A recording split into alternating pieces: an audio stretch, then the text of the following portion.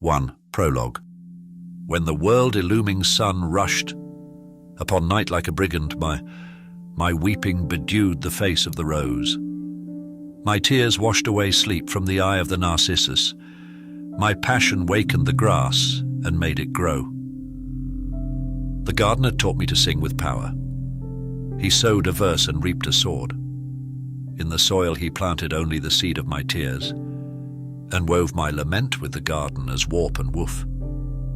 Though I am but a mote, the radiant sun is mine with tudder. Within my bosom are 100 dawns. My dust is brighter than Jamshid's cup. 1. It knows things that are yet unborn in the world. My thought hunted down and slung from the saddle a deer that has not yet leaped forth from the covert of non-existence. Fair is my garden ere yet the leaves are green. Full-blown roses are hidden in the skirt of my garment. I struck dumb the musicians where they were gathered together.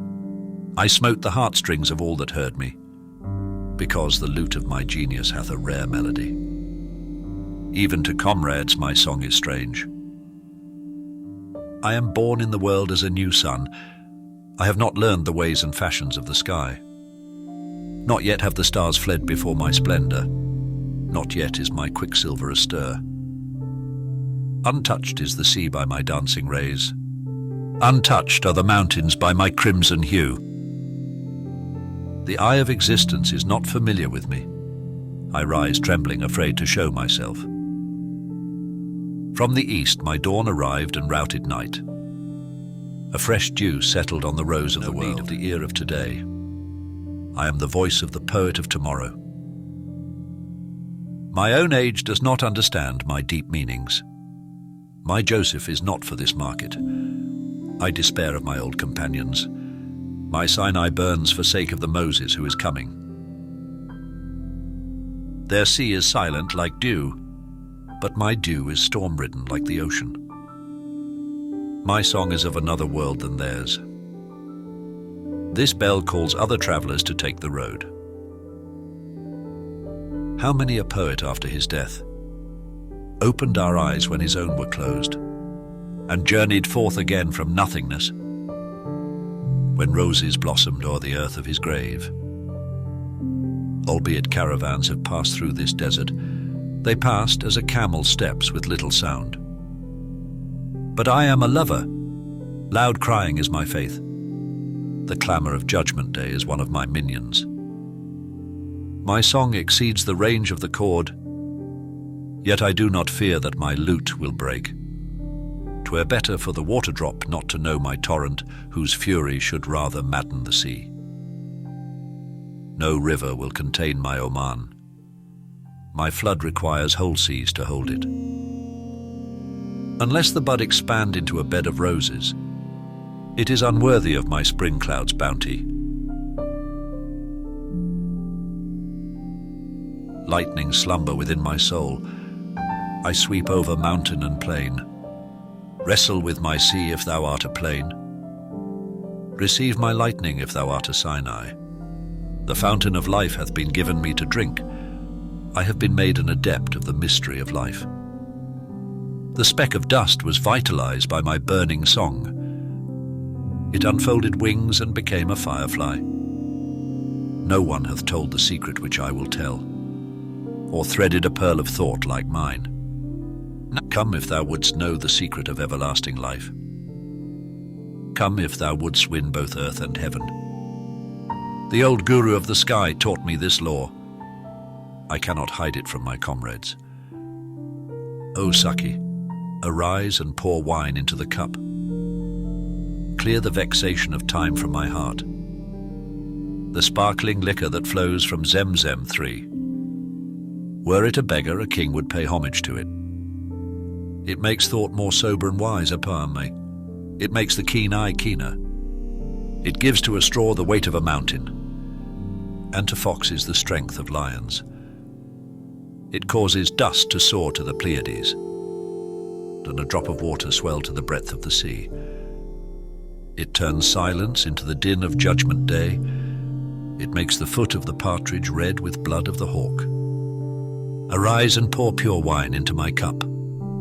pour moonbeams into the dark night of my thought, that I may lead home the wanderer, and imbue the idle looker-on with restless impatience, and advance hotly on a new quest, and become known as the champion of a new spirit, and be to people of insight as the pupil to the eye, and sink into the ear of the world like a voice, and exalt the worth of poesy, and sprinkle the dry herbs with my tears. Inspired by the genius of the master of Rome, I rehearse the sealed book of secret lore. His soul is the source of the flames. I am but as the spark that gleams for a moment. His burning candle consumed me, the moth. His wine overwhelmed my goblet. The master of Rome transmuted my earth to gold, and clothed my barren dust with beauty. The grain of sand set forth from the desert, that it might win the radiance of the sun. I am a wave, and I will come to rest in his sea, that I may make the glistening pearl mine own. I, who am drunken with the wine of his song, will draw life from the breath of his words. 'Twas night, my heart would fain lament. The silence was filled with my cries to God. I was complaining of the sorrows of the world, and bewailing the emptiness of my cup. At last mine eye could endure no more. Broken with fatigue, it went to sleep. There appeared the master, formed in the mould of truth, who wrote the Quran of Persia. He said, "O frenzied lover, Tiamas, take a draught of love's pure wine, strike the chords of thine heart, and rouse a tumultuous strain. Dash thine head against the cupping glass, and thine eye against the lancet. Make thy laughter the source of 100 sighs. Make the hearts of men bleed with thy tears. How long wilt thou be silent like a bud? Sell thy fragrance cheap like the rose. Tongue-tied thou art in pain. Cast thyself upon the fire like rue. Like the bell, break silence at last, and from every limb utter forth a lamentation. Thou art fire, fill the world with thy glow. Make others burn with thy burning. Proclaim the secrets of the old wine cellar. Be thou a surge of wine, and the crystal cup thy robe. Break the bottles in the bazaar. Like the reed flute, bring a message from the reeds. Give to Majnun a message from Layla. Create a new style for thy song. Enrich the feast with thy piercing strains. Up and re-inspire every living soul. Say, arise, and by that word quicken the living. Up and set thy feet on another path. Put aside the passionate melancholy of old. Become familiar with the delight of singing. O bell of the caravan, awake. At these words my bosom was enkindled, and swelled with emotion like the flute. I rose like music from the string, put to prepare a paradise for the ear. I unveiled the mystery of the self, and disclosed its wondrous secret, Ambakir. My being was as an unfinished statue, uncomely, worthless, good for nothing. Love chiseled me. I became a man, and gained knowledge of the nature of the universe. I have seen the movement of the sinews of the sky, and the blood coursing in the veins of the moon. Many a night I wept for man's sake, that I might tear the veil from life's mysteries, and extract the secret of life's constitution. From the laboratory of phenomena, I who give beauty to this night like the moon, am as dust in devotion to the pure faith, a faith renowned in hill and dale, which kindles in men's hearts a flame of undying song. It sowed an atom and reaped a sun. It harvested 100 poets like Rumi and Attar. I am a sigh. I will mount to the heavens. I am a breath, yet am I sprung of fire.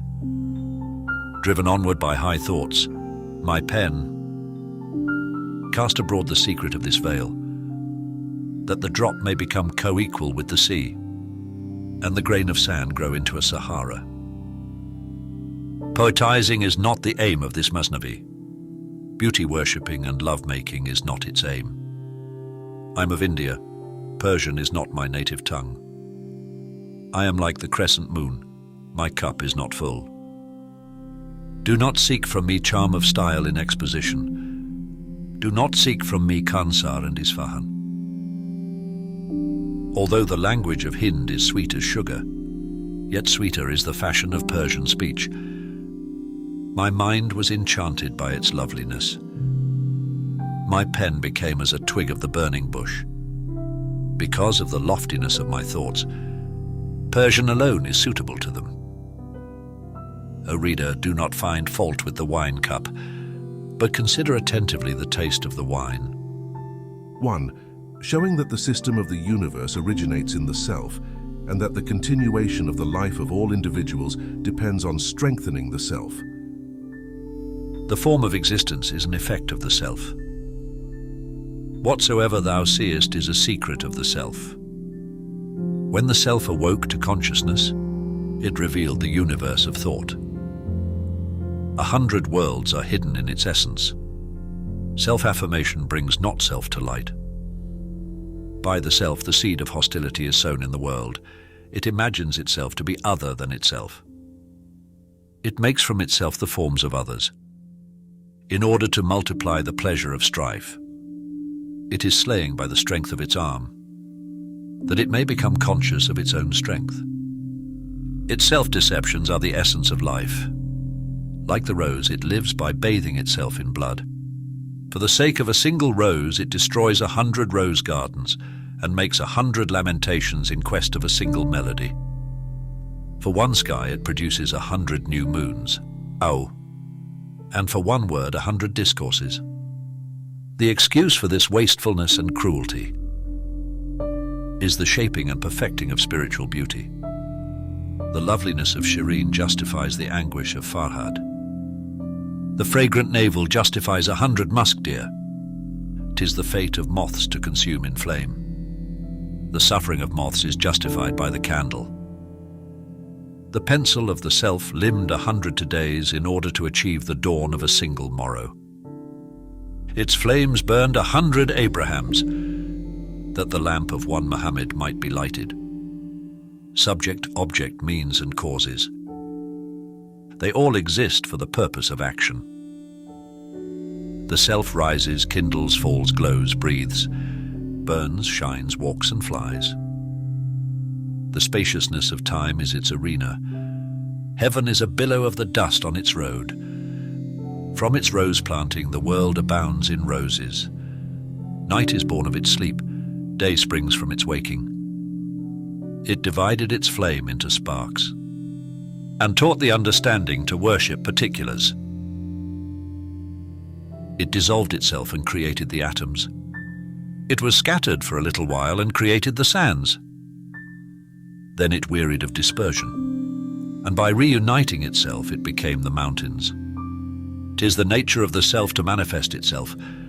In every atom slumbers the might of the self. Power that is unexpressed and inert chains the faculties which lead to action. Inasmuch as the life of the universe comes from the strength of the self, life is in proportion to this strength. When a drop of water gets the self's lesson by heart, it makes its worthless existence a pearl. Wine is formless because its self is weak. It receives a form by favor of the cup. Although the cup of wine assumes a form, it is indebted to us for its motion. When the mountain loses itself, it turns into sands and complains that the sea surges over it. But the wave, so long as it remains a wave in the sea's bosom, makes itself a rider on the sea's back. Light has been a beggar since the eye first rolled, and moved to and fro in search of beauty. But for as much as the grass found a means of growth in itself, its aspiration clove the breast of the garden. The candle too concatenated itself, and built itself out of atoms. Then it made a practice of melting itself away and fled from itself, until at last it trickled down from its own eye like tears. If the bezel had been more self-secure by nature, it would not have suffered wounds.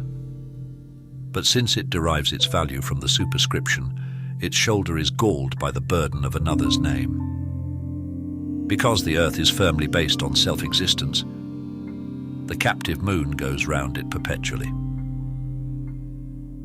The being of the sun is stronger than that of the earth. Therefore is the earth bewitched by the sun's eye. The glory of the plain fixes our gaze. The mountains are enriched by its majesty.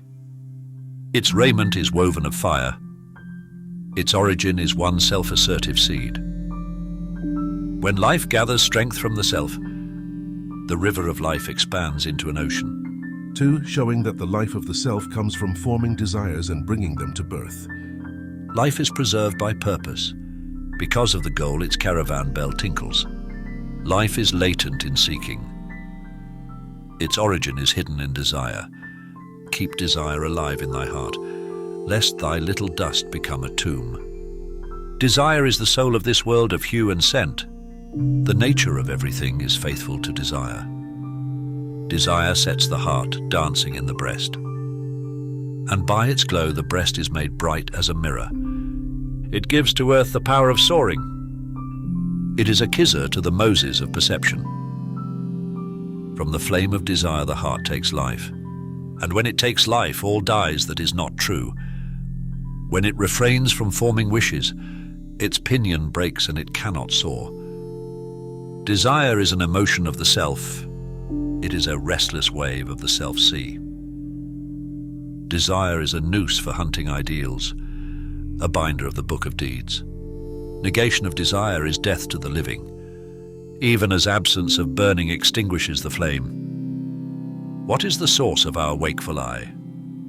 Our delight in seeing hath taken visible shape. The partridge's leg is derived from the elegance of its gait, the nightingale's beak from its endeavour to sing. Away from the reed bed, the reed became happy. The music was released from its prison. Why does the mind strive after new discoveries and scale the heavens? Knowest thou what works this miracle?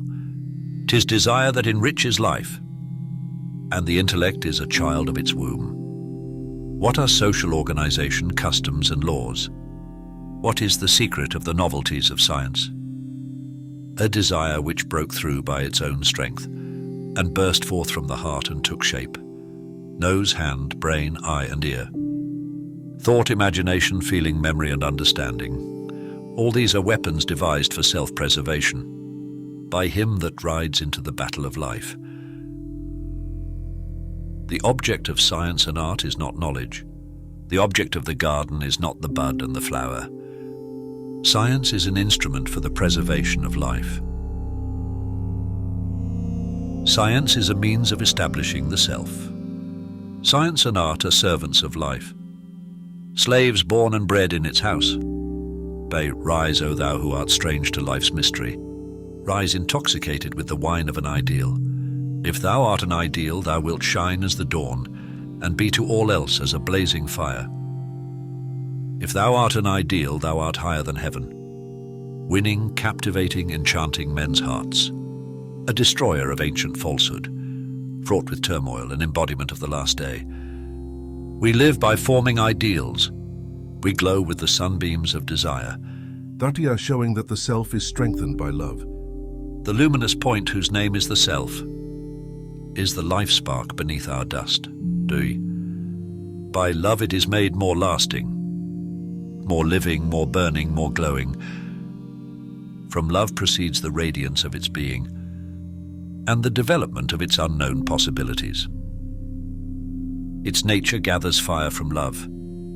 Love instructs it to illumine the world. Love fears neither sword nor dagger. Love is not born of water and air and earth. Love makes peace and war in the world. The fountain of life is love's flashing sword. The hardest rocks are shivered by love's glance. Love of God at last becomes holy God. Learn thou to love and seek to be loved. Seek an eye like Noah's, a heart like Job's. Transmute thy handful of earth into gold. Kiss the threshold of a perfect man. Like Rumi, light thy candle. and burn room in the fire of Tabriz. There is a beloved hidden within thine heart. I will show him to thee if thou hast eyes to see. His lovers are fairer than the fair, sweeter and comelier and more beloved. By love of him the heart is made strong, and earth rubs shoulders with the Pleiades. The soil of Najd was quickened by his grace, and fell into a rapture and rose to the skies. In the Moslem's heart is the home of Muhammad. All our glory is from the name of Muhammad. Sinai is but an eddy of the dust of his house. The sanctuary of the Kaaba is his dwelling place. Eternity is less than a moment of his time. Eternity receives increase from his essence. He slept on a mat of rushes, but the crown of Khosrows was under his people's feet. He chose the nightly solitude of Mount Hira, and he founded a state and laws and government. He passed many a night with sleepless eyes, in order that the Moslems might sleep on the throne of Persia. In the hour of battle, iron was melted by his sword. In the hour of prayer, tears fell like rain from his eye. When he was called to aid, his sword answered, Amen, and extirpated the race of kings. As he instituted new laws in the world, he brought the empires of antiquity to an end. With the key of religion he opened the door of this world. The womb of the world never bore his like.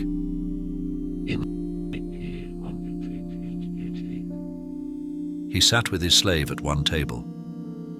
The daughter of the chieftain of Tai was taken prisoner in battle and brought into that exalted presence, her feet in chains unveiled and her neck bowed with shame. When the prophet saw that the poor girl had no veil, he covered her face with his own veil. We are more naked than that lady of Tai. We are unveiled before the nations of the world. In him is our trust on the day of judgment, and in this world too he is our protector. Both his favor and his wrath are entirely a mercy. That is a mercy to his friends and this to his foes. He opened the gates of mercy to his enemies. He gave to Mecca the message, no blame shall be laid upon you. We who know not the bonds of country resemble sight, which is one though it be the light of two eyes. We belong to the Hijaz and China and Persia, yet we are the dew of one smiling dawn. We are all under the spell of the eye of the cupbearer from Mecca. We are united as wine and cup. He burnt clean away distinctions of lineage. His fire consumed this trash and rubble. We are like a rose with many petals, but with one perfume. He is the soul of this society, and he is one. We were the secret concealed in his heart. He spake out fearlessly, and we were revealed. The song of love for him fills my silent reed. 100 notes throb in my bosom. How shall I tell what devotion he inspires? A block of dry wood wept at parting from him. The Moslem's being is where he manifests his glory. Many a Sinai springs from the dust on his path. My image was created by his mirror. My dawn rises from the sun of his breast. My repose is a perpetual fever. My evening hotter than the morning of Judgment Day. He is the April cloud and I his garden.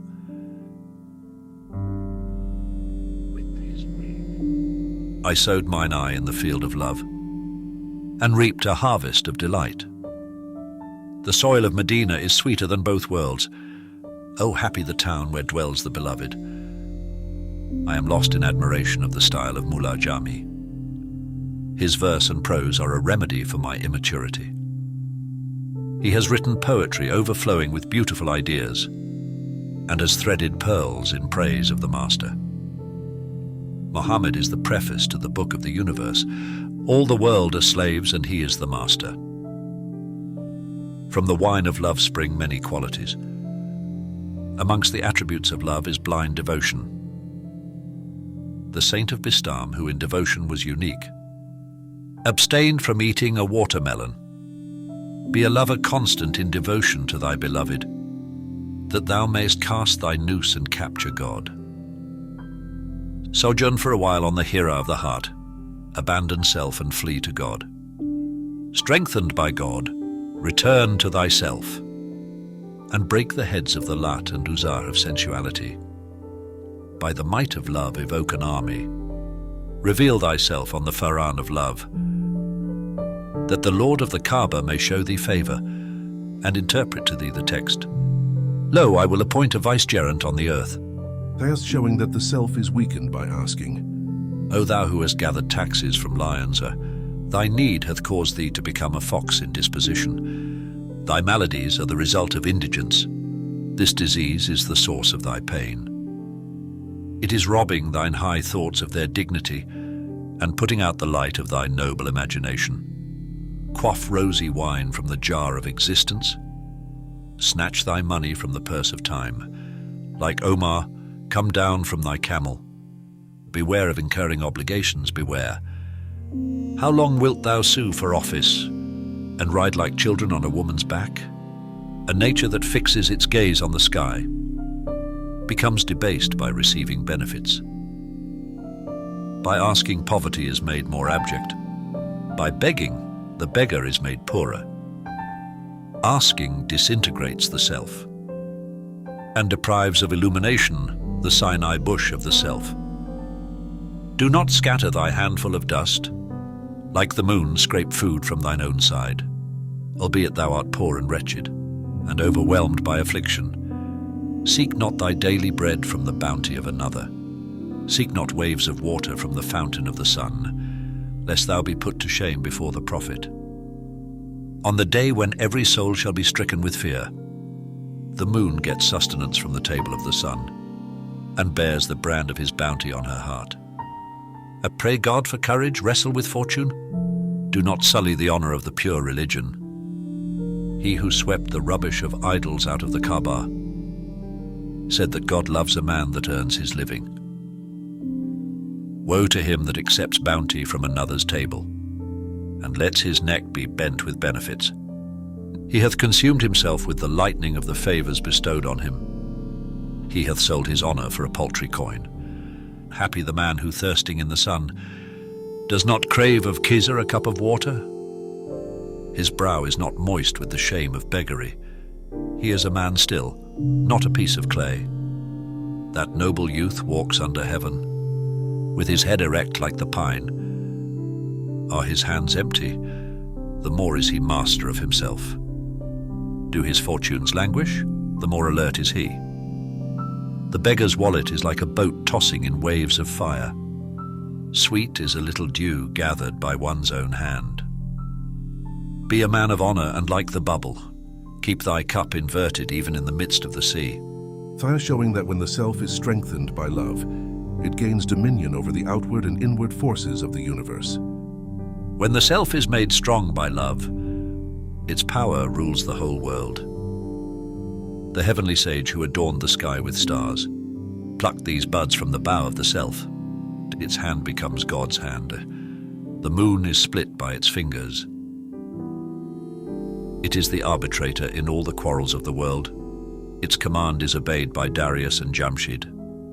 I will tell thee a story of Bu Ali, whose name is renowned in India, him who sang of the ancient rose garden and discoursed to us about the lovely rose, the air of his fluttering skirt, made a paradise of this fire-born country. His young disciple went one day to the bazaar d'Issus. The wine of Bu Ali's discourse had turned his head. The governor of the city was coming along on horseback. His servant and staff-bearer rode beside him. The forerunner shouted, "O senseless one, do not get in the way of the governor's escort." But the dervish walked on with drooping head, sunk in the sea of his own thoughts. The staff-bearer, drunken with pride, broke his staff on the head of the fish, who stepped painfully out of the governor's way, sad and sorry with a heavy heart. He came to Bu Ali and complained, and released the tears from his eyes. Like lightning that falls on mountains, the sheikh poured forth a fiery torrent of speech. He let loose from his soul a strange fire. he gave an order to his secretary. "Take thy pen and write a letter from a dervish to a sultan. Say, thy governor has broken my servant's head. He has cast burning coals on his own life. Arrest this wicked governor, or else I will bestow thy kingdom on another." The letter of the saint, who had access to God, caused the monarch to tremble in every limb. His body was filled with aches.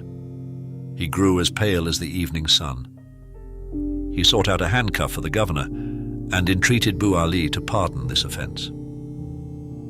Khusrau, the sweet-voiced, eloquent poet, whose harmonies flow from the creative mind, and whose genius hath the soft brilliance of moonlight, was chosen to be the king's ambassador. When he entered Bu Ali's presence and played his lute, his song melted the fakir's soul like glass. One strain of poesy brought the grace of a majesty that was firm as a mountain. "Do not wound the hearts of dervishes. Do not throw thyself into burning fire." Tariq, a tale of which the moral is that negation of the self is a doctrine invented by the subject, races of mankind, in order that by this means they may sap and weaken the character of their rulers. Hast thou heard that in the time of old, the sheep dwelling in a certain pasture so increased and multiplied that they feared no enemy? At last, from the malice of fate, their breasts were smitten by a shaft of calamity. The tigers sprang forth from the jungle and rushed upon the sheepfold. Conquest and dominion are signs of strength. Victory is the manifestation of strength. Those fierce tigers beat the drum of sovereignty. They deprived the sheep of freedom, for as much as tigers must have their prey.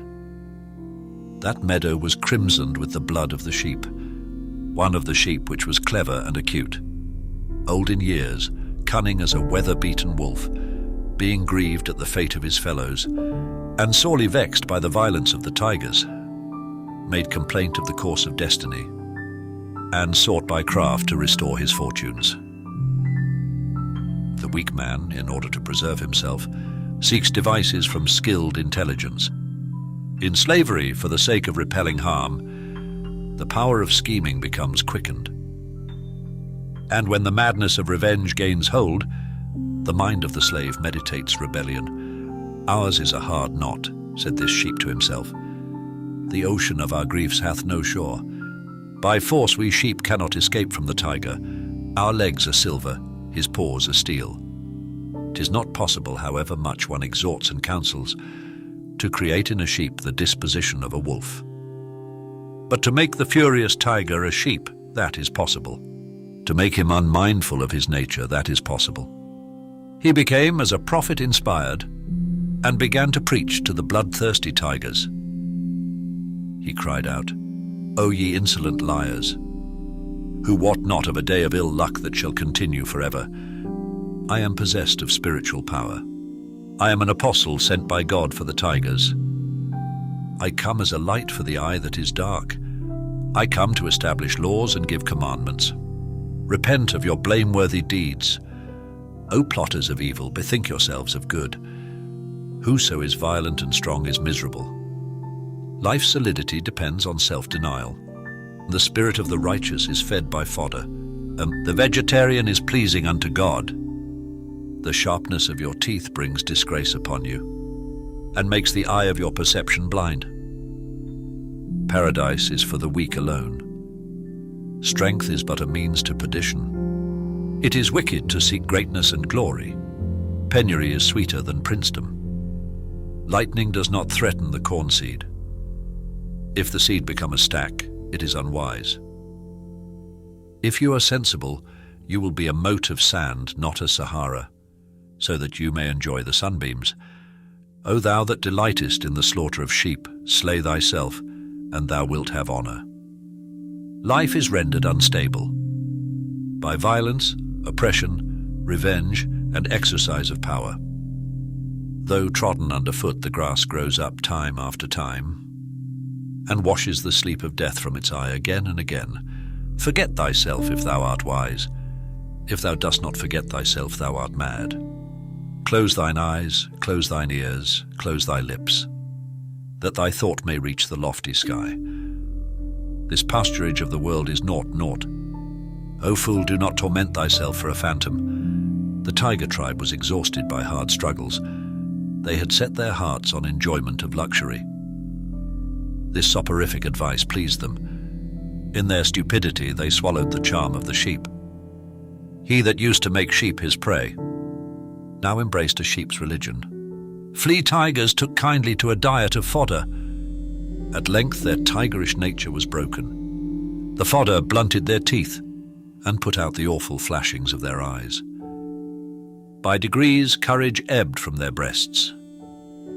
The sheen departed from the mirror. That frenzy of uttermost exertion remained not. That craving after action dwelt in their hearts no more. They lost the power of ruling and the resolution to be independent. They lost reputation, prestige, and fortune. Their paws that were as iron became strengthless. Their souls died and their bodies became tombs. Bodily strength diminished while spiritual fear increased. Spiritual fear robbed them of courage. Lack of courage produced 100 diseases: poverty, pusillanimity, low-mindedness. The wakeful tiger was lulled to slumber by the sheep's charm. He called his decline moral culture. 7. To the effect that Plato, whose thought has deeply influenced the mysticism and literature of Islam, followed the sheep's doctrine, and that we must be on our guard against his theories. Plato, the prime ascetic and sage, was one of that ancient flock of sheep. His Pegasus went astray in the darkness of philosophy and galloped over the mountains of being. He was so fascinated by the ideal that he made head, eye, and ear of no account. To die, said he, is the secret of life. The candle is glorified by being put out. He dominates our thinking. His cup sends us to sleep and takes the world away from us. He is a sheep in man's clothing. The soul of the Sufi bows to his authority. He soared with his intellect to the highest heaven. He called the world of phenomena a myth. 'Twas his work to dissolve the structure of life and cut the bough of life's fair tree asunder. The thought of Plato regarded loss as profit. His philosophy declared that being is not being. His nature drowsed and created a dream. His mind's eye created a mirage. Since he was without any taste for action, his soul was enraptured by the non-existent. He disbelieved in the material universe and became the creator of invisible ideas. Sweet is the world of phenomena to the living spirit. Dear is the world of ideas to the dead spirit. Its gazelles have no grace of movement.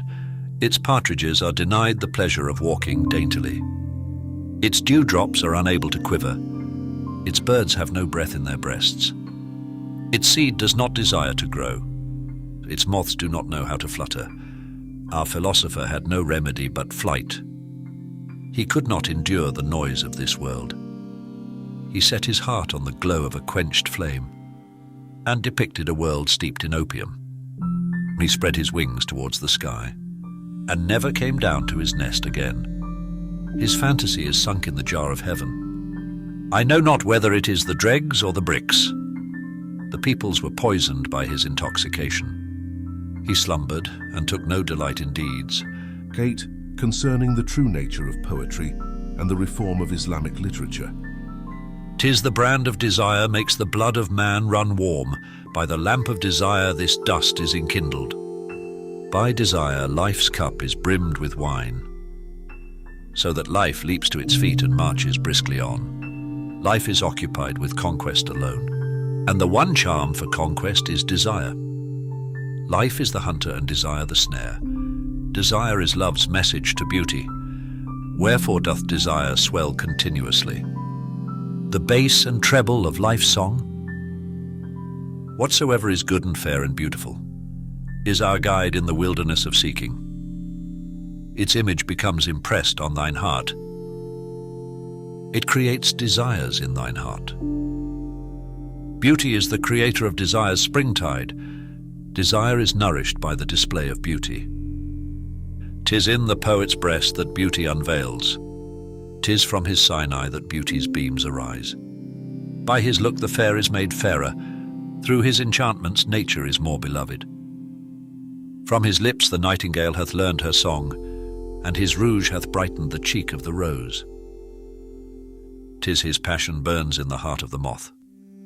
'Tis he that lends glowing hues to love tales. Sea and land are hidden within his water and clay. 100 new worlds are concealed in his heart. Their tulips blossomed in his brain. There was heard no note of joy or grief. His music breathes o'er us a wonderful enchantment. His pen draws a mountain with a single hair. His thoughts dwell with the moon and the stars. He creates beauty in that which is ugly and strange. He is a kisser, and amidst his darkness is the fountain of life. All things that exist are made more living by his tears. Heavily we go like raw novices, stumbling on the way to the goal. His nightingale hath played a tune, and laid a plot to beguile us, that he may lead us into life's paradise, and that life's bow may become a full circle. Caravans march at the sound of his bell, and follow the voice of his pipe. But when his zephyr blows in our gardens, we stay loitering amongst tulips and roses. His witchery makes life develop itself, and become self-questioning and impatient.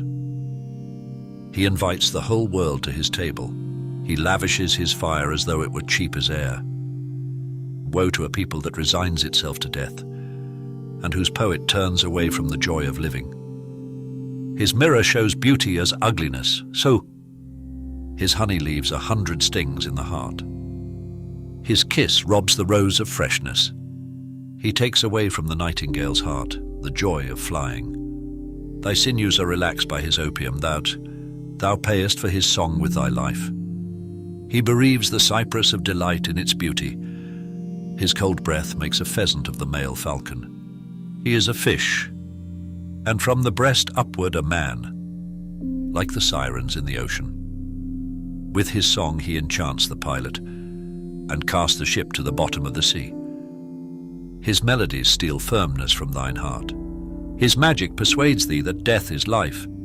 He takes from thy soul the desire of existence. He extracts from thy mind the blushing ruby. He dresses gain in the garb of loss. He makes everything praiseworthy blameful. He plunges thee in a sea of thought. He makes thee a stranger to action. He is sick, and by his words our sickness is increased. The more his cup goes round, the more sick are they that quaff it. There are no lightning rains in his April. His garden is a mirage of colour and perfume. His beauty hath no dealings with truth. There are none but flawed pearls in his sea. Slumber he deemed sweeter than waking. Our fire was quenched by his breath. By the chant of his nightingale the heart was poisoned. Under his heap of roses lurked a snake. Beware of his decanter and cup. Beware of his sparkling wine. O thou whom his wine hath laid low, and who looks to his glass for thy rising dawner, O thou whose heart hath been chilled by his melodies, thou hast drunk deadly poison through the ear. Thy way of life is a proof of thy degeneracy. The strings of thine instrument are out of tune. 'Tis pampered ease hath made thee so wretched, a disgrace to Islam throughout the world. One can bind thee with the vein of a rose. One can wound thee with a zephyr. Love hath been put to shame by thy wailing. His fair picture hath been fouled by thy brush. Thy ill usage hath paled his cheek. Thy coldness hath taken the glow from his fire. He is heartsick from thy heart-sicknesses, and enfeebled by thy feeblenesses. His cup is full of childish tears. His house is furnished with distressful sighs. He is a drunkard begging at tavern doors, stealing glimpses of beauty from lattices. Unhappy, melancholy, injured, kicked well nigh to death by the warder, wasted like a reed by sorrows. On his lips a store of complaints against heaven. Flattery and spite are the metal of his mirror.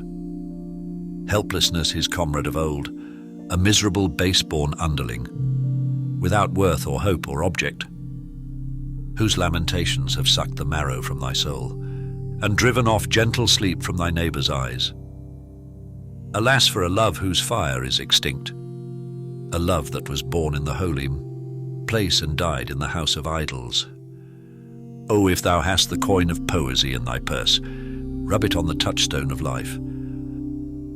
Clear-seeing thought shows the way to action, as the lightning flash precedes the thunder.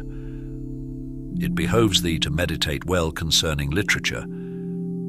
It behoves thee to go back to the Arabs. Thou must needs give thine heart to the Salma of Araby, that the morn of the Hijaz may blossom. From the night of Kurdistan, thou hast gathered roses from the garden of Persia, and seen the springtide of India and Iran. Now taste a little of the heat of the desert. Drink the old wine of the date. Lay thine head for once on its hot breast. Yield thy body a while to its scorching wind. For a long time thou hast turned about on a bed of silk. Now accustom thyself to rough cotton. For generations thou hast danced on tulips, and bathed thy cheek in dew like the rose. Now throw thyself on the burning sand, and plunge into the fountain of Zemzem. How long wilt thou fain lament like the nightingale? How long make thine abode in gardens? O thou whose auspicious snare would do honour to the phoenix, build a nest on the high mountains, a nest embosomed in lightning and thunder, loftier than eagle's eyrie, that thou mayst be fit for life's battle, that thy body and soul may burn in life's fire. Nothing, showing that the education of the self has 3 stages: obedience, self-control, and divine vicegerency. 1. Obedience. Service and toil are traits of the camel. Patience and perseverance are ways of the camel. Noiselessly he steps along the sandy track. He is the ship of those who voyage in the desert. Every thicket knows the print of his foot. He eats seldom, sleeps little, and is inured to toil. He carries rider, baggage, and litter. He trots on and on the journey's end, rejoicing in his speed, yes, more patient in travel than his rider. Thou too do not refuse the burden of duty. So wilt thou enjoy the best dwelling place which is with God. Endeavour to obey, O heedless one. Liberty is the fruit of compulsion. By obedience the man of no worth is made worthy. By disobedience his fire is turned to ashes. Whoso would master the sun and stars, let him make himself a prisoner of law. The wind is enthralled by the fragrant rose. The perfume is confined in the navel of the musk deer. The star moves towards its goal, with head bowed in surrender to a law. The grass springs up in obedience to the law of growth. When it abandons that, it is trodden underfoot. To burn unceasingly is the law of the tulip, and so the blood leaps in its veins. Drops of water become a sea by the law of union, and grains of sand become a Sahara. Since law makes everything strong within, why dost thou neglect this source of strength? O thou that art emancipated from the old custom, adorn thy feet once more with the same fine silver chain. Do not complain of the hardness of the law. Do not transgress the statutes of Muhammad. And 2. Self-control. Thy soul cares only for itself like the camel. It is self-conceited, self-governed, and self-willed. Be a man, get its halter into thine hand, that thou mayst become a pearl, albeit thou art a potter's vessel. He that does not command himself becomes a receiver of commands from others. When they moulded thee of clay, love and fear were mingled in thy making. Fear of this world and of the world to come, fear of death, fear of all the pains of earth and heaven, love of riches and power, love of country, love of self and kindred and wife. The mixing of clay with water nourishes the body, but he that is drowned in sin dies an evil death. So long as thou holdst the staff of there is no God but he, thou wilt break every spell of fear. One to whom God is as the soul in his body. His neck is not bowed before vanity. Fear finds no way into his bosom, and his heart is afraid of none but Allah. Whoso dwells in the Muslim faith is free from the bonds of wife and child. He withdraws his gaze from all except God, and lays the knife to the throat of his son. Though single, he is like a host in onset. Life is cheaper in his eyes than wind. The profession of faith is the shell, but prayer is the pearl. The Muslim's heart deems prayer a lesser pilgrimage.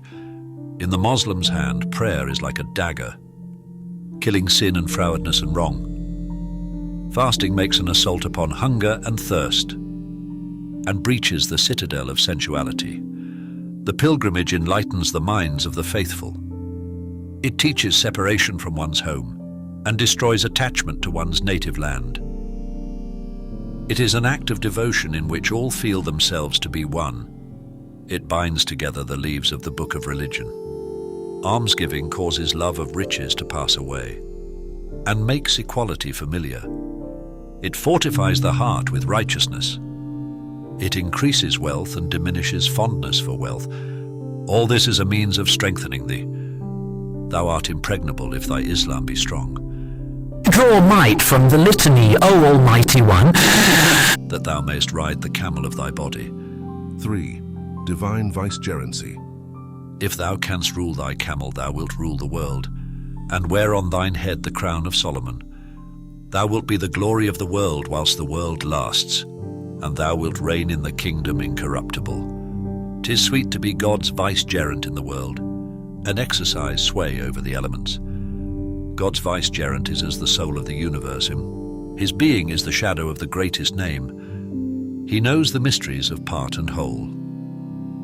He executes the command of Allah in the world. When he pitches his tent in the wide world, he rolls up this ancient carpet. His genius abounds with life and desires to manifest itself. He will bring another world into existence, 100 worlds like this world of parts and wholes. Spring up, like roses, from the seed of his imagination. He makes every raw nature ripe. He puts the idols out of the sanctuary. Heartstrings give forth music at his touch. He wakes and sleeps for God alone. He teaches age the melody of youth, and endows everything with the radiance of youth. To the human race he brings both a glad message and a warning. He comes both as a soldier and as a marshal and prince. He is the final cause of God taught Adam the names of all things. He is the inmost sense of glory to him that transported his servant by night. His right hand is strengthened by the staff. His knowledge is twinned with the power of a perfect man. When that bold cavalier seizes the reins, the steed of time gallops faster. His awful mien makes the Red Sea dry. He leads Israel out of Egypt. At his cry, arise, the dead spirits. Rise in their bodily tomb like pines in the field. His person is an atonement for all the world. By his grandeur, the world is saved. His protecting shadow makes the moat familiar with the sun. His rich substance makes precious all that exists. He bestows life by miraculous works. He founds a new system to work by. Splendid visions rise from the print of his foot. Many a Moses is entranced by his Sinai.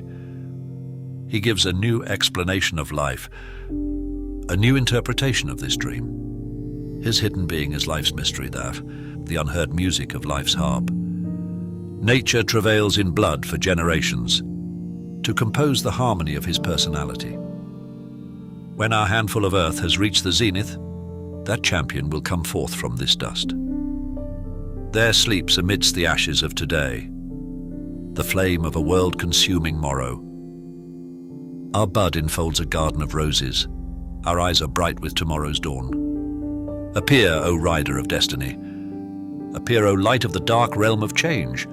Illumine the scene of existence. Dwell in the blackness of our eyes. Silence the noise of the nations. Imparadise our ears with thy music. Arise and tune the harp of brotherhood. Give us back the cup of the wine of love. Bring once more days of peace to the world. Give a message of peace to them that seek battle. Mankind are the cornfield and thou the harvest. Thou art the goal of life's caravan. The leaves are scattered by autumn's fury. O do thou pass over our gardens as the spring. Receive from our downcast brows the homage of little children and of young men and old. When thou art there, we will lift up our heads, content to suffer the burning fire of this world. 10. setting forth the inner meanings of the names of Ali. Ali is the first Muslim and the king of men. In love's eyes, Ali is the treasure of the faith. Devotion to his family inspires me with life, so that I am as a shining pearl. Like the Narcissus, I am enraptured with gazing. Like perfume, I am straying through his pleasure garden. If holy water gushes from my earth, he is the source. If wine pours from my grapes, he is the cause. I am dust, but his son hath made me as a mirror. Song can be seen in my breast. From Ali's face the prophet drew a fair omen. By his majesty the true religion is glorified. His commandments are the strength of Islam. All things pay allegiance to his house. The apostle of God gave him the name Bu Turab. God in the Quran called him the hand of Allah. Everyone that is acquainted with life's mysteries knows what is the inner meaning of the names of Ali, of the dark clay whose name is the body. Our reason is ever bemoaning its iniquity. On account of it, our sky-reaching thought plods o'er the earth. It makes our eyes blind and our ears deaf. It hath in its hand a two-edged sword of lust. Travellers' hearts are broken by this brigand. Ali, the Lion of God, subdued the body's clay and transmuted this dark earth to gold. Murtaza, by whose sword the splendour of truth was revealed, is named Bu Turab from his conquest of the body. Man wins territory by prowess in battle, but his brightest jewel is mastery of himself. Whosoever in the world becomes a Bu Turab turns back the sun from the west. Whosoever saddles tightly the steed of the body sits like the bezel on the seal of sovereignty. Here the might of Khaybar is under his feet, and hereafter his hand will distribute her, the water of Kauthar. Through self-knowledge he acts as God's hand, and in virtue of being God's hand he reigns over all. His person is the gate of the city of the sciences. Arabia, China, and Greece are subject to him. If thou wouldst drink clear wine from thine own grapes, thou must needs wield authority over thine own earth. To become earth is the creed of a moth. Be a conqueror of earth, that alone is worthy of a man. Thou art soft as a rose, become hard as a stone, that thou mayst be the foundation of the wall of the garden. Build thy clay into a man, build thy man into a world. If thou art unfit to be either a wall or a door, someone else will make bricks of thine earth. O thou who complainest of the cruelty of heaven, thou whose glass cries out against the injustice of the stone, how long this wailing and crying and lamentation? How long this perpetual beating of thy breast? The pith of life is contained in action. To delight in creation is the law of life. Arise and create a new world. Wrap thyself in flames, be an Abraham. To comply with this ill-starred world is to fling away thy buckler on the field of battle. The man of strong character who is master of himself will find fortune complacent. If the world does not comply with his humour, he will try the hazard of war with heaven. He will dig up the foundations of the universe and cast its atoms into a new mould. He will subvert the course of time and wreck the azure firmament. By his own strength he will produce a new world which will do his pleasure. If one cannot live in the world as right beseems a man, it is true life to give up one's soul. He that hath sound intelligence will prove his strength by great enterprises. 'Tis sweet to use love in hard tasks, and like Abraham to gather roses from flames. The potentialities of men of action are displayed in willing acceptance of what is difficult. Mean spirits have no weapon but spite. This is their one rule of life. But life is power made manifest, and its mainspring is the desire for victory. Mercy out of season is a coldness of life's blood, a break in the rhythm of life's music. Whoever is sunk in the depths of ignominy calls his weakness contentment. Weakness is the plunderer of life. Its womb is teeming with fears and lies. Its soul is empty of virtues. Its milk is a fattening for vices. O man of sound judgment, beware. This spoiler is lurking in ambush. Be not his dupe if thou art wise. Chameleon-like, he changes colour every moment. Even by keen observers his form is not discerned. Veils are thrown over his face. Now he is muffled in pity and gentleness. Now he wears the cloak of humility. Sometimes he is disguised as a victim of oppression. Sometimes as one whose sins are to be excused. He appears in the shape of self-indulgence and robs the strong man's heart of courage. Strength is the twin of truth. If thou knowest thyself, strength is the truth-revealing glass. Life is the seed, and power the crop. Power explains the mystery of truth and falsehood. The false claimant, if he be possessed of power, needs no argument for his claim. Falsehood derives from power the authority of truth, and by falsifying truth deems itself true. Its creative word transforms poison into nectar. It says to good, "Thou art bad," and good becomes evil. O thou that art heedless of the trust committed to thee, esteem thyself superior to both worlds, gain knowledge of life's mysteries. Be a tyrant. Ignore all except God. O man of understanding, open thine eyes, ears, and lips. If then thou seest not the way of truth, laugh at me. Teosan, story of a young man of Merv who came to the Saint Ali Hujwiri, God have mercy on him, and complained that he was oppressed by his enemies. The saint of Hujwir was venerated by the peoples, and Piri Sanja visited his tomb as a pilgrim, and with ease he broke down the mountain barriers loss, and sowed the seed of Islam in India. The age of Omar was restored by his godliness. The fame of the truth was exalted by his words. He was a guardian of the honor of the Quran. The house of falsehood fell in ruins at his gaze. The dust of the Punjab was brought to life by his breath. Our dawn was made splendid by his sun. He was a lover, and withal a courier of love. The secrets of love shone forth from his brow. I will tell a story of his perfection, and enclose a whole rosebed in a single bud. A young man, cypress tall, came from the town of Merv to Lahore, that he went to see the venerable saint, that the sun might dispel his darkness. I am hemmed in, he said, by foes. I'm as a glass in the midst of stones. Do thou teach me, O sire of heavenly rank, how to lead my life amongst enemies. The wise director in whose nature love had allied mercy with wrath answered, Thou art unread in life's lore, careless of its end and its beginning. Be without fear of others. Thou art a sleeping force, awake. When the stone was anxious on account of the glass, it became glass and got into the way of breaking. If the traveller thinks himself weak, he delivers his soul unto the brigand. How long wilt thou regard thyself as water and clay? Create from thy clay a flaming Sinai. Why be angry with mighty men? Why complain of enemies? I will declare the truth. Thine enemy is thy friend. His existence crowns thee with glory. Whosoever knows the states of the self considers a powerful enemy to be a blessing from God. To the seed of man, the enemy is as a rain cloud. He awakens its potentialities. If thy spirit be strong, the stones in thy way are as water. What reeks the torrent of the ups and downs of the road?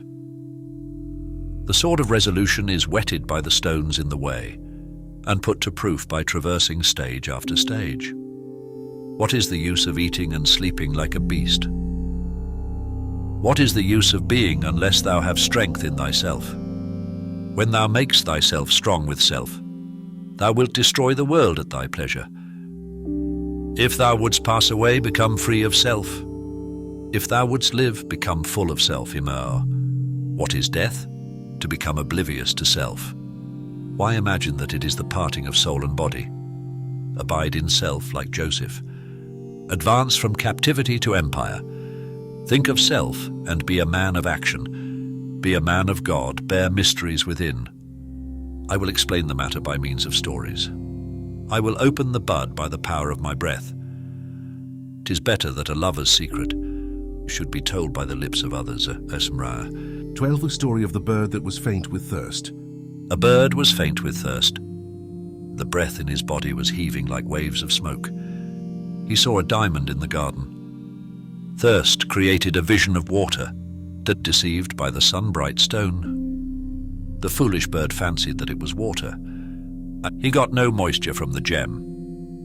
He pecked it with his beak, but it did not wet his palate. "O thrall of vain desire," said the diamond, "thou hast sharpened thy greedy beak on me.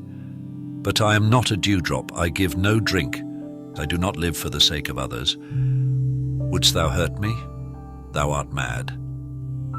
A life that reveals the self is strange to thee. My water will shiver the beaks of birds, and break the jewel of man's life." The bird won not his heart's wish from the diamond, and turned away from the sparkling stone. Disappointment swelled in his breast.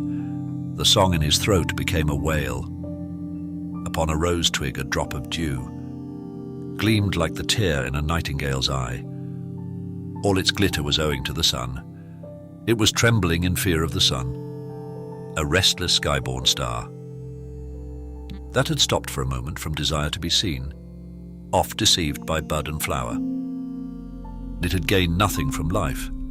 There it hung, ready to drop, like a tear on the eyelashes of a lover who hath lost his heart. The sorely distressed bird hopped under the rosebush. The dewdrop trickled into his mouth. "O thou that wouldst deliver thy soul from enemies, I ask you, art you a drop of water or a gem?" When the bird melted in the fire of thirst, it appropriated the life of another. The drop was not solid and gem-like. The diamond had a being, the drop had none. Never for an instant neglect self-preservation. Be a diamond, not a dewdrop. Be massive in nature like mountains, and bear on thy crest 100 clouds laden with floods of rain. Save thyself by affirmation of self-wing. Compress thy quicksilver into silver ore. Produce a melody from the string of self. Make manifest the secrets of self. 13. Story of the Diamond and the Coal. Now I will open one more gate of truth, Yetoisat. I will tell thee another tale. The coal in the mine said to the diamond, "O thou entrusted with splendors everlasting, we are comrades, and our being is one. The source of our existence is the same. Yet while I die here in the anguish of worthlessness, thou art set on the crowns of emperors. My stuff is so vile that I'm valued less than earth, whereas the mirror's heart is rent by thy beauty. My darkness illumines the chafing dish. Then my substance is incinerated at last.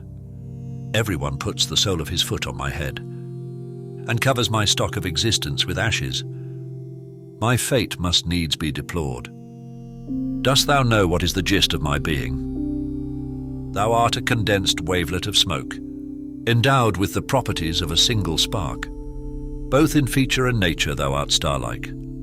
Splendors rise from every side of thee. Now thou becomest the light of a monarch's eye. Now thou adornest the haft of a dagger.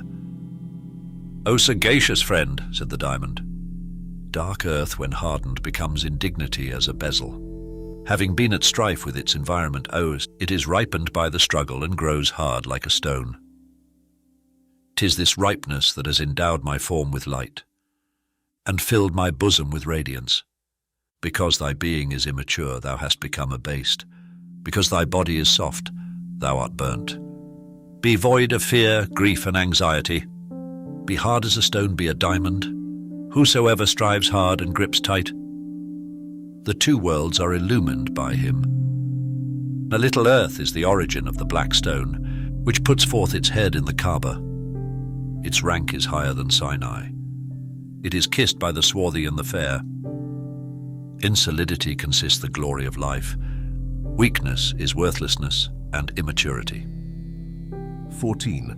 Story of the Sheikh and the Brahmin, followed by a conversation between Ganges and Himalaya, to the effect that the continuation of social life depends on firm attachment to the characteristic traditions of the community. At Benares lived a venerable Brahmin, whose head was deep in the ocean of being and not being. He had a large knowledge of philosophy, but was well disposed to the seekers after God. His mind was eager to explore new problems. His intellect moved on a level with the Pleiades. His nest was as high as that of the anchor. Sun and moon were cast like rue on the flame of his thought. For a long time he labored and sweated, but philosophy brought no wine to his cup. Although he set many a snare in the gardens of learning, his snares never caught a glimpse of the ideal bird. And notwithstanding that the nails of his thought were dabbled with blood, the knot of being and not being remained untied. The sighs on his lips bore witness to his despair. His countenance told tales of his distraction. One day he visited an excellent sheikh, a man who had in his breast a heart of gold. The sheikh laid the seal of silence on his lips, while he lent his ear to the sage's discourse. Then he said, "O wanderer in the lofty sky, pledge thyself to be true for a little to the earth. Thou hast lost thy way in wildernesses of speculation. Thy fearless thought hath passed beyond heaven. Be reconciled with earth, O sky traveller. Do not wander in quest of the essence of the stars.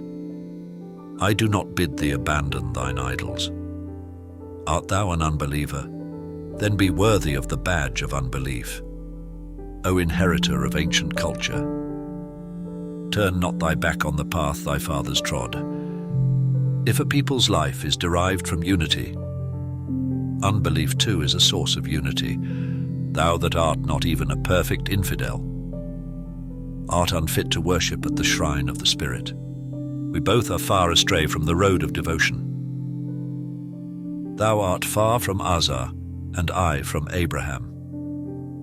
Our Majnun hath not fallen into melancholy for his Layla's sake. He hath not become perfect in the madness of love. When the lamp of self expires, what is the use of heaven surveying imagination? Once on a time, laying hold of the skirt of the mountain, Ganges said to Himalaya, O thou mantled in snow since the morn of creation, thou whose form is girdled with streams, Hidano, God made thee a partner in the secrets of heaven, but deprived thy foot of graceful gait. He took away from thee the power to walk. What avails this sublimity and stateliness? Life springs from perpetual movement. Motion constitutes the wave's whole existence. When the mountain heard this taunt from the river, he puffed angrily like a sea of fire, and answered, Thy wide waters are my looking-glass. Within my bosom are 100 rivers like thee. This graceful gait of thine is an instrument of death. Whoso goeth from self is meet to die. Thou hast no knowledge of thine own case. Thou exultest in thy misfortune. Thou art a fool. O born of the womb of the revolving sphere, a fallen-in bank is better than thou. Thou hast made thine existence an offering to the ocean. Thou hast thrown the rich purse of thy life to the highwayman. Be self-contained like the rose in the garden. Do not go to the florist in order to smell sweet. To live is to grow in thyself, and gather roses from thine own flower bed. Ages have gone by, and my foot is fast in earth. Dost thou fancy that I am far from my goal? My being grew and reached the sky. The Pleiades sank to rest under my skirts. Thy being vanishes in the ocean, but on my crest the stars bow their heads. But mine eye sees the mysteries of heaven. Mine ear is familiar with angels' wings. Since I glowed with the heat of unceasing toil, I amassed rubies, diamonds, and other gems. I am stone within, and in the stone is fire. Water cannot pass over my fire. Art thou a drop of water? Do not break at thine own feet, but endeavor to surge and wrestle with the sea. Desire the water of a jewel, become a jewel. Be an eardrop, adorn a beauty. Oh, expand thyself, move swiftly. Be a cloud that shoots lightning and sheds a flood of rain. Let the ocean sue for thy storms as a beggar. Let it complain of the straightness of thy skirts. Let it deem itself less than a wave, and glide along at thy feet. 15. Showing that the purpose of the Muslim's life is to exalt the word of Allah, and that the jihad, war against unbelievers, if it be prompted by land hunger, is unlawful in the religion of Islam. Imbue thine heart with the tincture of Allah. Give honor and glory to love. The Muslim's nature prevails by means of love. The Muslim, if he be not loving, is an infidel. Upon God depends his seeing and not seeing, his eating, drinking, and sleeping. In his will that which God wills becomes lost. How shall a man believe this saying? He encamps in the field of there is no God but Allah. In the world he is a witness against mankind. His high estate is attested by the prophet that was sent to men and jinn, by the most truthful of witnesses. Leave words and seek that spiritual state, Amwaram. Shed the light of God or the darkness of works. Albeit clad in kingly robe, live as a dervish. Live wakeful and meditating on God. Whatever thou doest, let it be thine aim therein to draw nigh to God, that his glory may be made manifest by thee. Peace becomes an evil if its object be aught else. War is good if its object is God. If God be not exalted by our swords, war dishonors the people. The holy Sheikh Mian Mir Wali, by the light of whose soul every hidden thing was revealed. His feet were firmly planted on the path of Muhammad. He was a flute for the impassioned music of love. His tomb keeps our city safe from harm, and causes the beams of true religion to shine on us. Heaven stooped its brow to his threshold. The Emperor of India was one of his disciples. Now this monarch had sown the seed of ambition in his heart, and was resolved on conquest. The flames of vain desire were alight in him. He was teaching his sword to ask, "Is there any more?" In the Deccan was a great noise of war. His army stood on the battlefield. He went to the Sheikh of heaven-high dignity, that he might receive his blessing. The Moslem turns from this world to God and strengthens policy with prayer. The Sheikh made no answer to the emperor's speech. The assembly of dervishes was all ears, until a disciple, in his hand a silver coin, opened his lips and broke the silence, saying, "Accept this poor offering from me, O guide of them that have lost the way to God." My limbs were bathed in sweat of labor, before I put away a dirham in my skirt. The Sheikh said, "This money ought to be given to our Sultan, who is a beggar wearing the raiment of a king, though he holds sway over sun, moon, and stars. Our emperor is the most penniless of mankind. His eye is fixed on the table of strangers. The fire of his hunger hath consumed a whole world. His sword is followed by famine and plague. His culture lays a wide land waste." Now, the folk are crying out because of his indigence, his empty-headedness and his oppression of the weak. His power is an enemy to all. Humankind are the caravan and he the brigand. In his self-delusion and ignorance hardy, he calls pillage by the name of empire. Both the royal troops and those of the enemy are cloven in twain by the sword of his hunger. The beggar's hunger consumes his own soul, but the Sultan's hunger destroys state and religion. Whoso shall draw the sword for anything except Allah, his sword is sheathed in his own breast. 16. Precepts written for the Muslims of India by Mir Najat Naqshband, who is generally known as Baba Sahrai. O thou that hast grown from earth like a rose, thou too art born of the womb of self. Do not abandon self, persist therein. Be a drop of water and drink up the ocean. Glowing with the light of self as thou art, make self strong and thou wilt endure. Thou gettest profit from this trade. Thou gainest riches by preserving this commodity. Thou hast being, and art thou afraid of not being? O foolish one, thy understanding is at fault. Since I am acquainted with the harmony of life, I will tell thee what is the secret of life, to sink into thyself like the pearl, then to emerge from thine inward solitude, to collect sparks beneath the ashes, and become a flame and dazzle men's eyes. Go, burn the house of 40 years' tribulation. Move round thyself, be a circling flame. What is life but to be freed from moving round others, and to regard thyself as the holy temple? Beat thy wings and escape from the attraction of earth. Like birds, be safe from falling. Unless thou art a bird, thou wilt do wisely, not to build thy nest on the top of a cave. O thou that seekest to acquire knowledge, I say o'er to thee the message of the sage of Rum. Knowledge, if it lie on thy skin, is a snake. Knowledge, if thou take it to heart, is a friend. Hast thou heard how the master of Rome gave lectures on philosophy at Aleppo?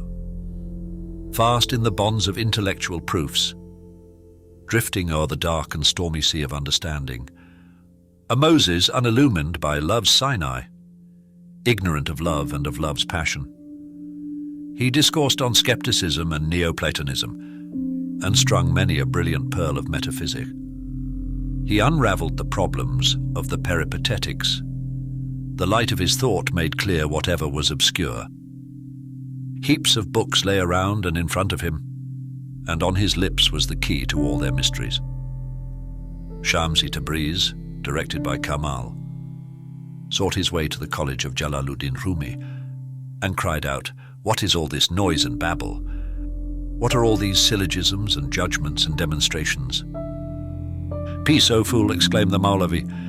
"Do not laugh at the doctrines of the sages. Get thee out of my college. This is argument and discussion. What hast thou to do with it? My discourse is beyond thy understanding. It will not brighten the glass of thy perception." These words increased the anger of Shamsi Tabriz and caused a fire to burst forth from his soul. The lightning of his look fell on the earth, and the glow of his breath made the dust spring into flames. The spiritual fire burned the intellectual stack and clean consumed the book of philosophy, to the Maulavi, being a stranger to love's miracles and unversed in love's harmonies, cried, "How didst thou kindle this fire, which hath burned the books of the philosophers?" The Sheikh answered, "O unbelieving Moslem, this is vision and ecstasy. What hast thou to do with it? My state is beyond thy thought. My flame is the alchemist's elixir. Thou hast drawn thy substance from the snow of philosophy. The cloud of thy thought sheds nothing but hailstones. Kindle a fire in thy rubble. Foster a flame in thy earth." The Muslim's knowledge is perfected by spiritual fervor. The meaning of Islam is renounce what shall pass away. When Abraham escaped from the bondage of that which sets, he sat unhurt in the midst of flames. Thou hast cast knowledge of God behind thee, and squandered thy religion for the sake of a loaf. Thou art hot in pursuit of antimony. Thou art unaware of the blackness of thine own eye. Seek the fountain of life from the sword's edge, and the river of paradise from the dragon's mouth. Demand the black stone from the door of the house of idols, and the musk deer's bladder from a mad dog. But do not seek the glow of love from the knowledge of today. Do not seek the nature of truth from this infidel's cup. Long have I been running to and fro, learning the secrets of the new knowledge. Its gardeners have put me to the trial, and have made me intimate with their roses. Roses, tulips rather, that warn one not to smell them. Like paper roses, a mirage of perfume. Since this garden ceased to enthrall me, I have nested on the paradisal tree. Modern knowledge is the greatest blind. Idol worshipping, idol selling, idol making. Shackled in the prison of phenomena, it has not overleaped the limits of the sensible. It has fallen down in crossing the bridge of life. It has laid the knife to its own throat. Having fire, it is yet cold as the tulip. Having flame, it is yet cold as hail. Its nature remains untouched by the glow of love. It is ever engaged in a joyless search. Love is the Plato that heals the sicknesses of the mind. The mind's melancholy is cured by its lancet. The whole world bows in adoration to love. Love is the Mahmud that conquers the Somnath of intellect. Modern science lacks this old wine in its cup. Its nights are not loud with passionate prayer. Thou hast misprized thine own cypress, and deemed tall the cypress of others. Like the reed, thou hast emptied thyself of self, and given thine heart to the music of others.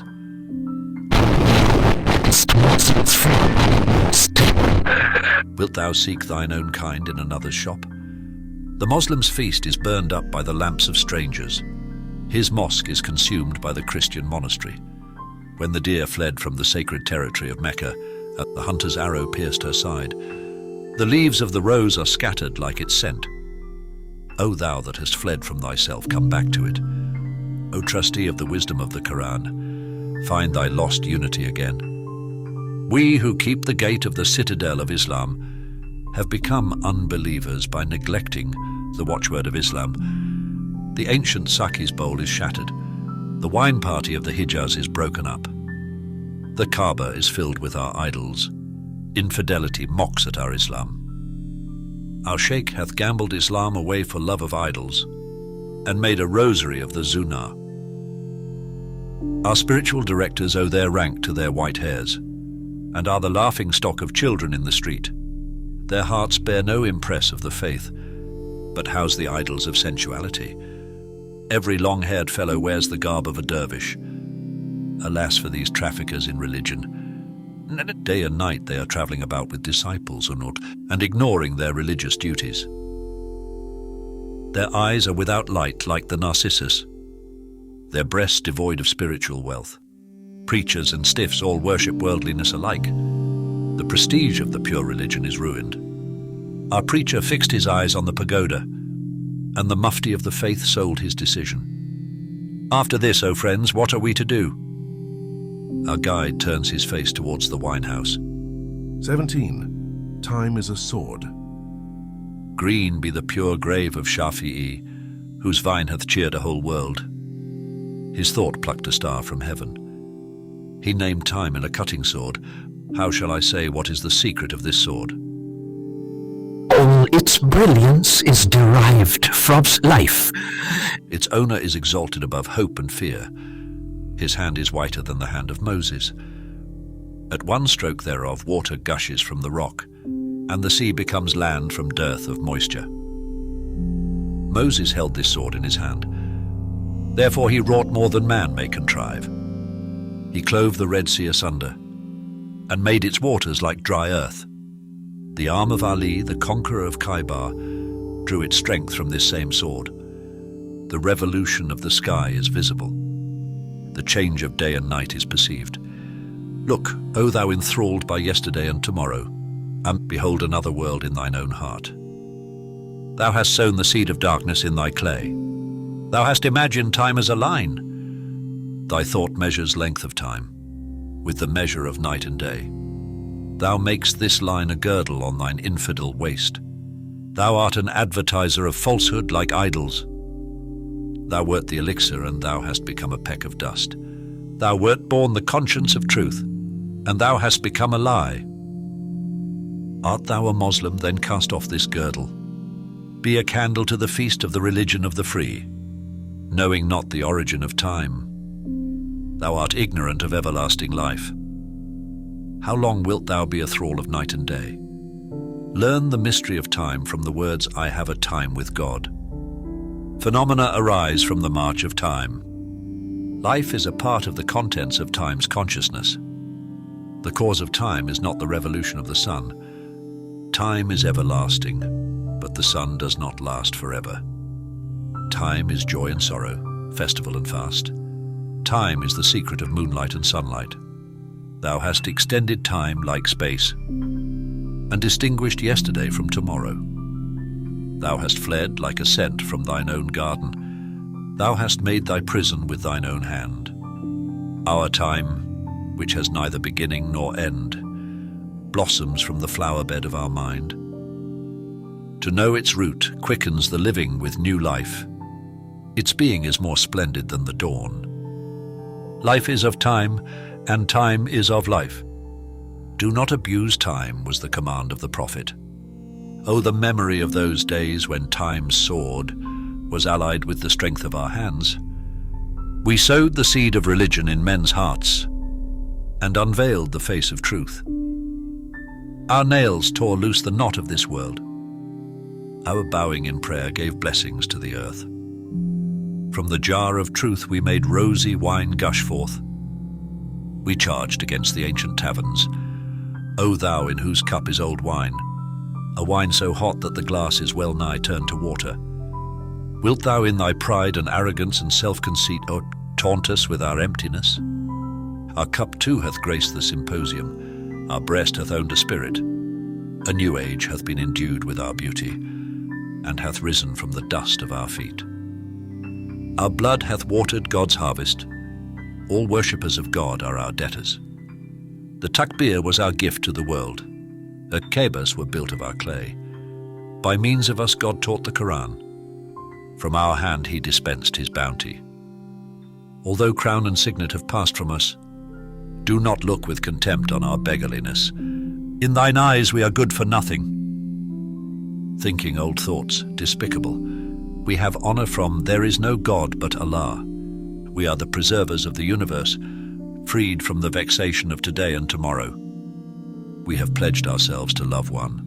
We are the conscience hidden in God's heart. We are the heirs of Moses and Aaron. Sun and moon are still bright with our radiance. Lightning flashes still lurk in our cloud. Our essence is the mirror of the divine essence.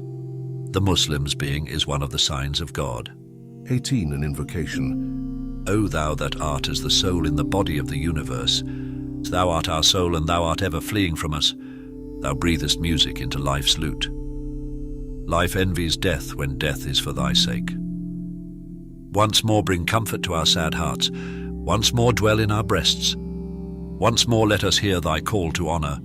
Strengthen our weak love. We are oft complaining of destiny. Thou art of great price and we have naught. Hide not thy fair face from the empty-handed. Sell cheap the love of Salman and Bilal. Give us the sleepless eye and the passionate heart. Give us again the nature of quicksilver. Show unto us one of thy manifest signs, that the necks of our enemies may be bowed. Make this chaff a mountain crested with fire. Burn with our fire all that is not God. When the people let the clue of unity go from their hands, they fell into 100 mazes. We are dispersed like stars in the world. Though of the same family, we are strange to one another. Bind again these scattered leaves. Revive the law of love. Take us back to serve thee as of old. Commit thy cause to them that love thee. We are travelers. Give us devotion as our goal. Give us the strong faith of Abraham. Make us know the meaning of there is no God. Make us acquainted with the mystery of except Allah. I who burn like a candle for the sake of others, teach myself to weep like the candle. O God, a tear that is heart-enkindling, passionful, wrung forth by pain, peace-consuming. May I sow in the garden and may it grow into a fire. That washes away the firebrand from the tulip's robe. My heart is with yestereve, my eye is on tomorrow. Amidst the company I am alone. Everyone fancies he is my friend. But my secret thoughts have not escaped from my heart. Oh, where in the wide world is my comrade? I am the bush of Sinai. Where is my Moses? I am tyrannous, I have done many a wrong to myself. I have nourished a flame in my bosom, a flame that seized the furniture of judgment, and cast fire on the skirt of discretion, and lessened with madness the reason, and burned up the existence of knowledge. Its blaze enthrones the sun in the sky, and lightnings encircle it with adoration forever. Mine eye fell to weeping like dew. Since I was entrusted with that hidden fire, I taught the candle to burn openly, while I myself burned unseen by the world's eye. At last flames breathed from every hair of me. Fire dropped from the veins of my thought.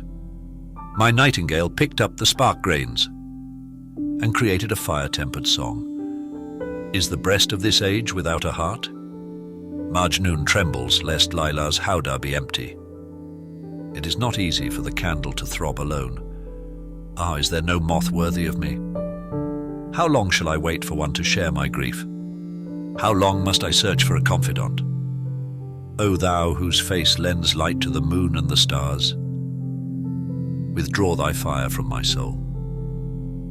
Take back what thou hast put in my breast. Remove the stabbing radiance from my mirror, or give me one old comrade, to be the mirror of mine all-burning love.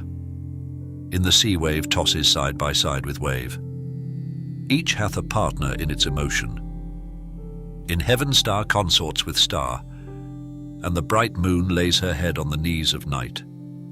Morning touches night's dark side. and today throws itself against tomorrow. One river loses its being in another. A waft of air dies in perfume. There is dancing in every nook of the wine-house. Madman dances with madman. Howbeit in thine essence thou art single. Thou hast decked out for thyself a whole world. I am as the tulip of the field. In the midst of a company I am alone. I beg of thy grace a sympathizing friend, an adept in the mysteries of my nature, a friend endowed with madness and wisdom, one that knoweth not the phantom of vain things, that I may confide my lament to his soul, and see again my face in his heart. His image I will mould of mine own clay. I will be to him both idol and worshipper. The end.